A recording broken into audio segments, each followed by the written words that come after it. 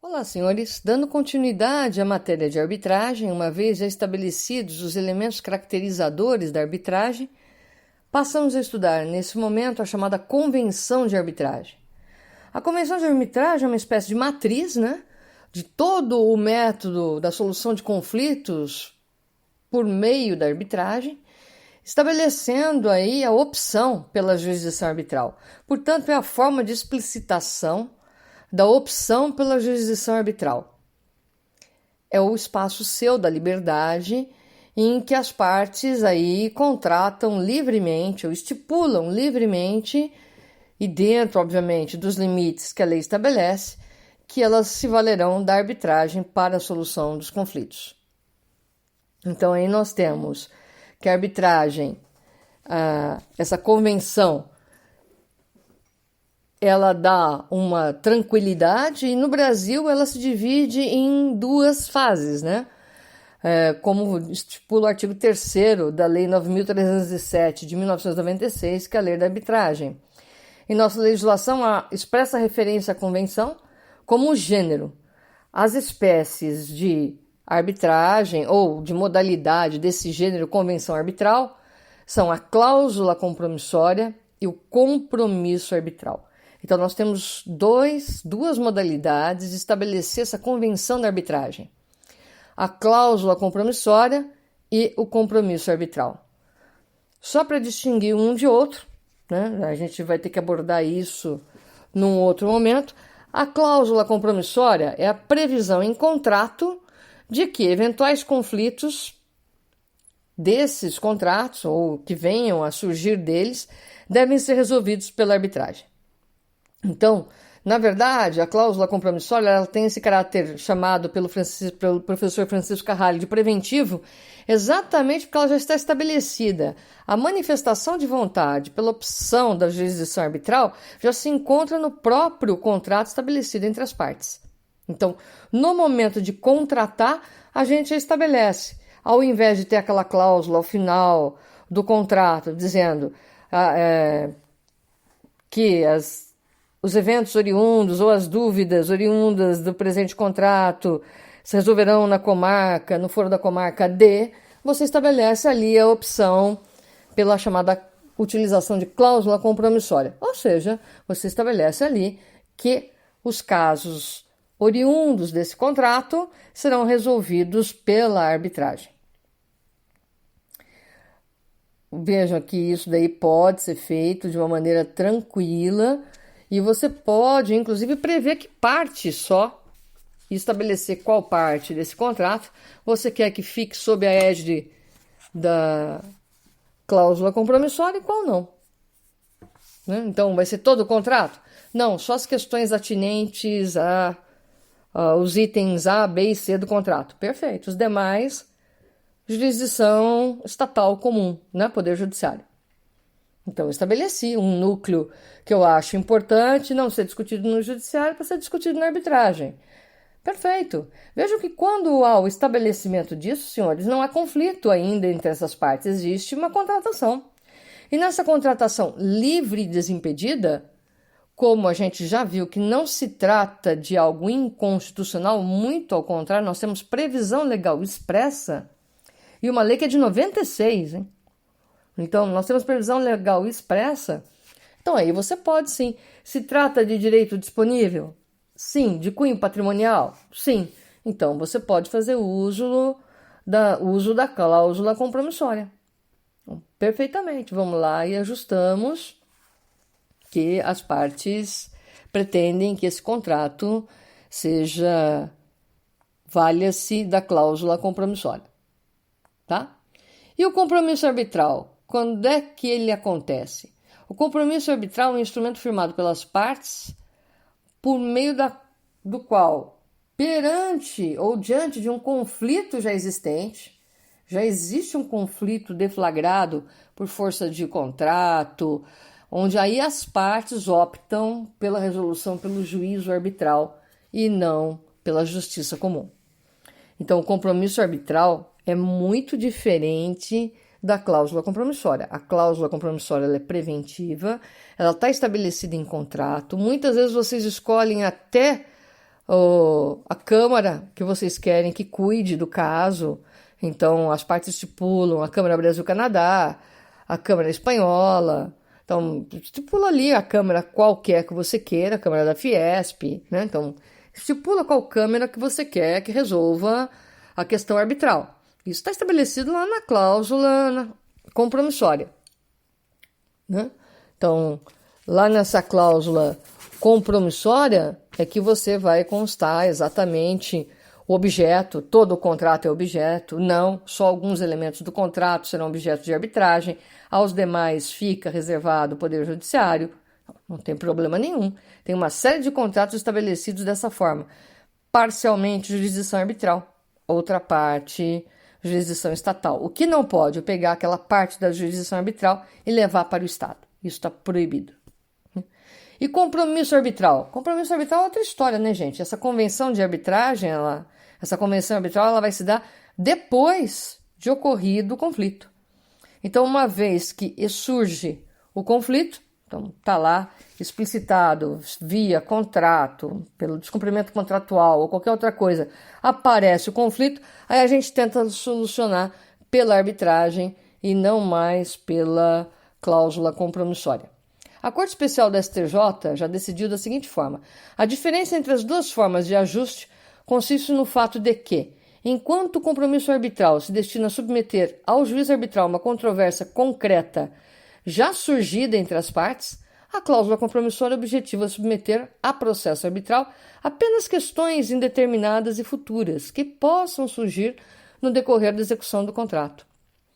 Tem gente que elege a Câmara em que eu atuo como a Câmara desejada, ali, institucionalizada na cláusula arbitral, mas ela nunca, na cláusula compromissória, ela nunca vem a se materializar. Por quê? Porque há o correto cumprimento do contrato entre as partes, extingue-se, pronto, acabou.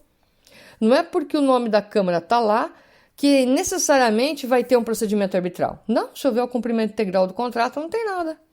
Acabou. Né? O que você está fazendo nessa cláusula compromissória é estabelecer, olha, se houver um problema, eu quero usar a Câmara lá, a Câmara tal. Perfeito. Então, aí já está estabelecido que vai ser por arbitragem. Compromisso arbitral, surgiu a confusão, a gente pode estabelecer aí o compromisso arbitral. Tá bom? Então, essas são as regrinhas gerais que eu apresentei apenas para que vocês tenham uma noção do que é a arbitragem nessas duas modalidades. Depois a gente vai voltar para elas tratando aí de cláusula cheia, cláusula vazia, né? Mas a gente tem aqui um probleminha maior, a chamada arbitragem de direito e arbitragem de equidade. Então, é possível que a arbitragem seja feita por determinação da lei, arbitragem de direito, né? As partes escolhem as normas que elas se valerão, ou pode se tratar de uma arbitragem de equidade, em que aí você dá maior autonomia ainda aos árbitros ou à Câmara para que decida a respeito da questão.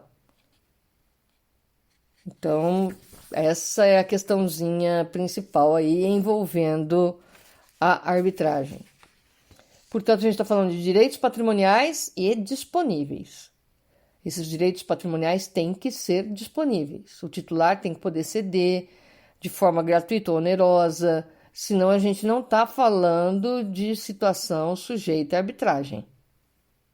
Então, via de regra, todas as questões de direito personalíssimo e as ações de família estão fora da arbitragem.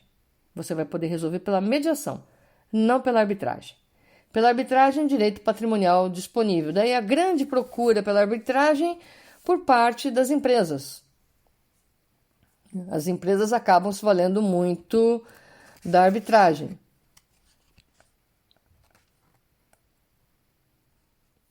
E aí nós temos a definição da arbitragem de direito e da arbitragem de equidade, né? Que está prevista, salvo engano, e não estou enganada, no artigo 2º da Lei de Arbitragem. Então, existe liberdade das partes? Sim, mas tem que ser dentro de um bom senso, né, senhores? É óbvio que você não vai aplicar a legislação espanhola aqui, né? Então, existe uma autonomia, você pode fazer a escolha da legislação, sim, pode, mas com parcimônia. Você não pode ofender princípio pátrio, você não pode ofender a Constituição. Existe uma série de vedações que devem ser observadas pelos árbitros, pelas câmaras e pelos advogados ao escolher aí a forma de resolver a questão. Quer resolver pela arbitragem de direito? Pode resolver, não tem problema nenhum, né? Ela é um pouco diferente da arbitragem por equidade, né? Ou de equidade, em que aí você dá uma maior autonomia para que se decida a questão. É isso que acontece, né? Você está dando autonomia para a deliberação.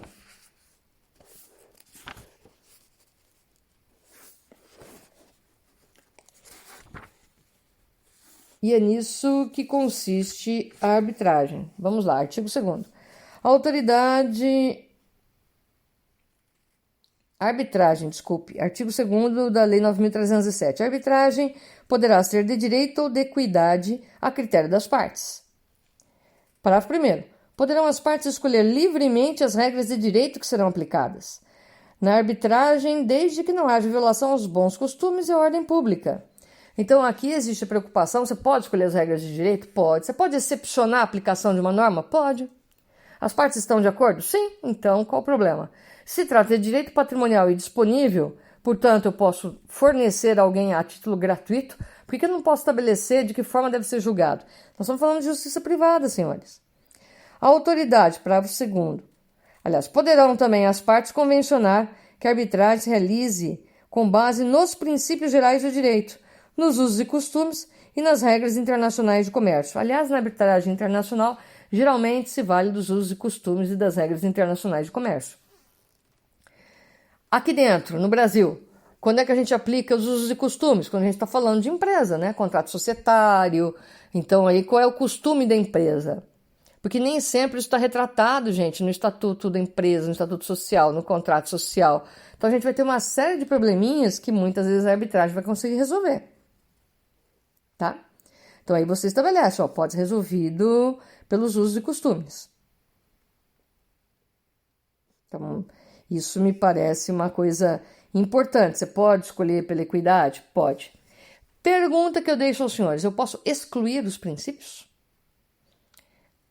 Aparentemente, eu entendo que não dá para excluir a aplicação de princípio, porque eles têm base constitucional. Então, eu não posso dizer que não se aplica o princípio da boa-fé. Fica vedado o uso do princípio da boa-fé. Fica uma coisa complicada isso. Você pode decidir ou estabelecer que o árbitro possa decidir por equidade. Pelo senso do justo, guardados aí os princípios, não ofendendo jamais a ordem pública, nem os ditames constitucionais. Perfeito, você está dando ao árbitro maior poder. Você pode determinar que seja decidido pelos usos e costumes. Isso é muito comum no comércio, gente. Você quer escapar do Código Civil, que mesmo sendo relativamente novo, é de 2002, não contempla a riqueza da dinâmica empresarial. Então aí você usa os usos e costumes dentro da arbitragem. Coisa que muitas vezes o juiz não consegue fazer. Mas, Maria Helena, é permitida a utilização de usos e costumes no direito empresarial. Tudo bem, só que nós temos aí todo um engessamento com relação ao que se qualifica como costume, a sua aplicabilidade. E aqui na arbitragem, não. É uma coisa mais singela de ser feita, não é simplista. Senhores, entendam o seguinte: a arbitragem só vale para o equivalente ao chamado processo de conhecimento. A arbitragem não tem força coercitiva. Então, não vale para execução. A arbitragem, como ela veio de uma manifestação de vontade das partes, espera-se que o seu cumprimento seja voluntário, espontâneo. E que não se tenha que valer do Estado para isso, ou da jurisdição estatal. Ficou um pouco mais claro essa questão de equidade? Então, dá para você escolher a lei? Dá para você escolher a lei, né? Maria Helena, escolhendo a lei fica muito mais fácil, eu posso ter vantagens. Não, gente, quando você está trabalhando com importação, exportação, contrato internacional, geralmente você vai pelos usos e costumes internacionais. É uma regra de direito internacional que é adotada. Ou então você pega algum tratado que o Brasil também adote, ou algum pacto que se entenda comum àqueles dois países e pronto. Estabelece a resolução por esse caminho, né? Então, quando a gente fala em usos e costumes, também não é uma panaceia, né? Qualquer coisa que eu alegue. Não, a gente vai verificar quais eram os usos e costumes daquela empresa. Por exemplo, eu já tive uma arbitragem em que a empresa não tinha o uso de fazer o registro de tudo que era discutido na Assembleia. Só se tomava por termo tópicos. Isso não quer dizer que você possa pleitear a anulação da Assembleia porque ela não estabeleceu a forma. A forma nunca foi respeitada dentro da empresa. O costume permitiu concluir isso. Por quê? Porque a empresa sobrevive até hoje, independentemente da forma organizada ou não. Correu risco? Correu risco, mas como optou pela arbitragem, deu esse entendimento. Se fosse no Poder Judiciário, vai se aplicar o código, provavelmente a Assembleia anula.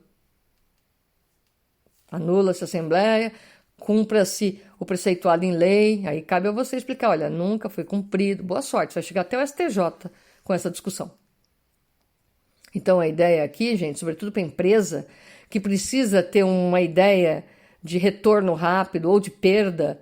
Quando a gente trabalha com empresa, eles sempre querem saber qual é a probabilidade de êxito, qual o tempo, qual o custo. Eu não posso ficar respondendo, não sei, faço a mínima ideia, vamos orar juntos. Que é muitas vezes o que acontece quando você vai para o Poder Judiciário, gente. Então, por isso, tantas empresas optam pela arbitragem. Elas preferem amargar um prejuízo contabilizável. Então, quanto que você pode perder? Você pode perder até tanto, se você perder a totalidade da arbitragem. Ah, tá. Em quanto tempo? Em X tempo. Então, ela já prepara o seu caixa. Ela não tem que ficar guardando 10 anos para depois vir uma conta impagável.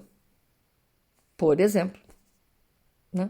Não estou dizendo que toda a área do judiciário demora 10 anos.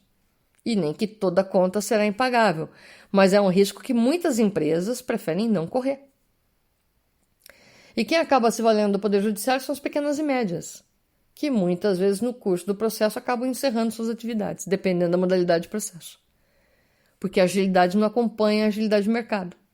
Então a pessoa acaba desistindo. Ou ela vende, ou ela cede, faz aquela transação horrorosa que você fala assim, como é que alguém assinou isso? Assinou já em desespero, né? A pessoa tinha um problema, ela entrou com o processo, só ficou com 2 problemas. Então, não pode acontecer isso. Eu acho muito interessante que muitos juízes, eles incentivam o uso da arbitragem, sobretudo quando eles identificam ali uma questão muito técnica ou que o Poder Judiciário vai demorar para resolver. E eles mesmos recomendam às partes a arbitragem, mas ela tem que ser voluntária. Se as partes não querem, elas querem a autoridade do juiz, prosseguirá o processo judicial. A gente já falou disso na aula anterior. Tem casos em que a expertise do árbitro vai ser muito mais interessante para uma solução rápida do litígio do que você ficar pedindo perícia aqui, acolá, e faz a impugnação da perícia, e sobe, e desce o recurso. Então, isso vai demorar muito. Então, como é que você pretende resolver?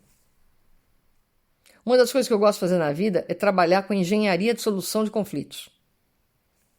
Então, é com isso que eu gosto de trabalhar. Pode dar um exemplo, professora? Posso. Um escritório de advocacia compra o outro. A coisa mais difícil de fazer é o chamado valuation. Como é que eu faço a aferição de valor daquele escritório?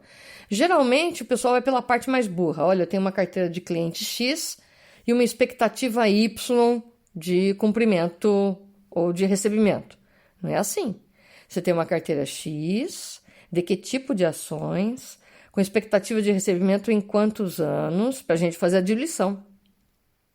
Desses processos, quais têm probabilidade de êxito, quais não. Então, eu adoro fazer esse mapeamento, porque às vezes as pessoas ficam trabalhando com valores irreais que saem da cabeça delas. Não, eu estou passando para você uma carteira de clientes, uma carteira... Né? Às vezes a pessoa te passa poucos clientes. Tem gente que confunde isso, né? Ter poucos clientes não significa viver na pobreza. Às vezes você pode viver muito bem com poucos clientes. Às vezes você pode ter 400 clientes e tá lá batalhando para pagar a conta do mês. Então, depende da maneira como vocês trabalham. Como eu gosto de fazer essa engenharia, eu muitas vezes sou chamada para fazer esse tipo de avaliação, que eu acho muito legal. Então vou lá, avalio, você quer fazer a fusão, quer fazer isso e aquilo, então quanto vale o seu escritório, quanto vale o meu? Vale tanto, faz assim, assado, não, essas ações não podem. Gosto de trabalhar para banco também, que eles compram ativos, passivos, aí você vai ter que verificar esse ativo vale alguma coisa, não vale. Porque na hora de você obter um empréstimo, você vai lá e apresenta a escritura pública. Tá bom, aquela escritura pública tem lastro, tem mesmo um terreno, esse terreno foi objeto de uso capião, tem gente invadindo, não tem. Essa é uma área divertidíssima, em que aí você pega aquela quantidade imensa que foi dado um valor absurdo e verifica quanto que efetivamente vale. Gente, se a gente não faz isso pelas formas adequadas de solução de conflitos, boa sorte para você entrar no judiciário, cobrando escritura pública que se refere à área que não existe, ou valor superestimado em decorrência do bem dado em garantia. Então tem coisas que é mais fácil você se valer da arbitragem para resolver, é mais rápido até. E a arbitragem não tem que ser para a grande empresa. A pequena e a média empresa podem se valer da arbitragem. Elas não vão poder pagar uma Câmara Brasil-Canadá, nem devem, né? Você deve tentar mensurar a Câmara arbitral com aquele tipo, um núcleo de problema que você tem. Ou então usa o árbitro ad hoc, que é exatamente aquele que você escolhe, a pessoa física que vocês escolhem. Olha, fulano de tal. Pronto. Para resolver aquele problema de medição de área, vamos escolher o topógrafo fulano de tal. Você concorda? Concordo. Eu também. Então, ele que vai decidir a questão. Tá aí o árbitro. Mas Marilena não tem curso. Tem topografia, que é o que importa para resolver o problema. Então, a gente tem que ter a cabecinha um pouco mais aberta para essa área. Por isso que eu falo que o pessoal que ama o direito processual civil já vai detestar um pouquinho a arbitragem, vai falar, não, não gosto disso, não tem regras muito rígidas, exatamente por isso que ela funciona. Você tem norteadores e vetores. E olha, podem ficar tranquilos, ninguém sai fora disso, porque ninguém quer queimar o seu nome na arbitragem. Você só tem esse patrimônio, sua reputação. Se você queimar sua reputação, acabou a sua possibilidade de uma boa solução dentro da arbitragem. Ficamos por aqui, senhores. Nos vemos no próximo encontro, tratando aí de novo da convenção arbitral, mas aí falando de cada uma das modalidades. Cláusula compromissória, compromisso arbitral, cláusula cheia, cláusula vazia e todos os probleminhas decorrentes disso. Fiquem bem, cuidem-se e abraços virtuais a todos.